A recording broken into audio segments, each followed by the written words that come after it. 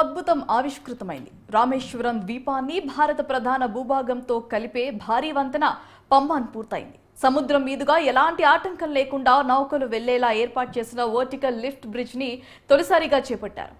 సముద్రం మధ్యలో 17 మీటర్ల ఎత్తులో 550 కోట్లతో పంబన్ బ్రిడ్జ్ నిర్మించారు.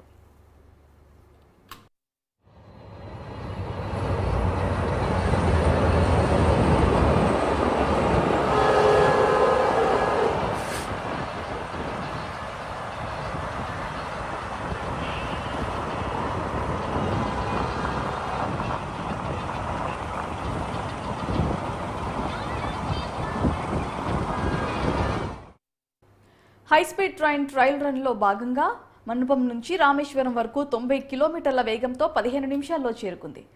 నవంబర్ 13, 14 తేదీల్లో టెస్ట్ రన్ నిర్వహించినట్లుగా సౌత్ జోన్ రైల్వే సేఫ్టీ విభాగం ప్రకటించింది. బ్రిడ్జ్ మధ్యలో ఉన్న లిఫ్టింగ్ సిస్టమ్ పనితీరుపై అధికారులు అసంతృప్తి వ్యక్తం చేశారు.